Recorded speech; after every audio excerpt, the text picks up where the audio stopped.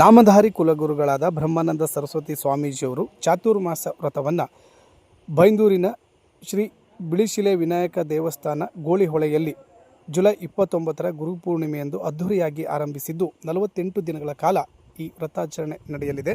August 22ರಂದು ಸಿದ್ದಾಪುರದ Namadhari ಅಭಿವೃದ್ಧಿ ಸಂಘದವರು ಗುರುಗಳ ಪಾದಪೂಜೆ ಕಾಣಿಕೆ ನೀಡಲಿದ್ದು, ಸಮಾಜ ಬಾಂಧವರು ನಮ್ಮೊಂದಿಗೆ ಆಗಮಿಸಿ ಗುರುಗಳಿಗೆ ಪೂಜೆ ಸಲ್ಲಿಸಿ ಆಶೀರ್ವಾದ ಪಡೆಯುವಂತೆ ನಾಮಧಾರಿ ಅಭಿವೃದ್ಧಿ ಸಂಘದ ಅಧ್ಯಕ್ಷ KG ನಾಯಕ್ ಹಣಜಿಬೈಲ್ ಅವರು ಸುದ್ದಿಗೋಷ್ಠಿಯಲ್ಲಿ ತಿಳಿಸಿದರು.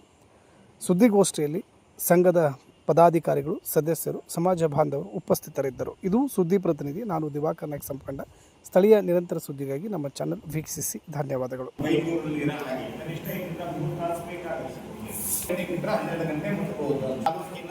ಸಮಸ್ತ ನಾಮಧಾರಿ ಸಮಾಜದ ಬಂಧುಗಳು ಬರಬೇಕು.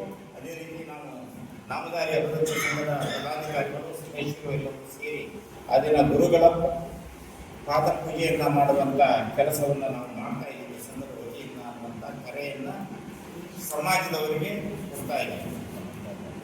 ನಾವು ನಡೆದಂಥ ಸಂದರ್ಭದಲ್ಲಿ ಮೊದಲೇ ಹೇಳಿದಾಗ ಸಾಕಷ್ಟು ಬಾರಿ ಅವರು ಎಲ್ಲೆಲ್ಲಿ ಚಾತುರ್ಮಾಸವನ್ನು ಕೈಗೊಂಡಿದ್ರು ಅಂತ ಎಲ್ಲ ಕಡೆಯಲ್ಲೂ ನಾವು ಹೋಗಿ ನಮ್ಮ ಕೈಲಾದಂಥ ಒಂದು ಆರ್ಥಿಕ ನೆರವನ್ನು ನಮ್ಮ ತಾಲೂಕಿನ ನಾಮಧಾರಿ ಸಮಾಜದ ಪರವಾಗಿ ಅಲ್ಲಿ ಕೊಡುವಂಥ ಕೆಲಸವನ್ನು ಮಾಡಿದ್ವಿ. ಈ ಚಾತುರ್ಮಾಸಕ್ಕೆ ಗುರುಗಳಿಗೆ ಗುರು ಕಾಣಿಕೆಯನ್ನು ಏನು ಸಲ್ಲಿಸಬೇಕು, ಉಳಿದಂಥ ಸಂದರ್ಭದಲ್ಲಿ ಸಮಾಜದ ಎಲ್ಲರೂ ಸೇರಿ ಸಲ್ಲಿಸುವಂಥ ಕೆಲಸವನ್ನು ನಾವು ಮಾಡ್ತೇವೆ.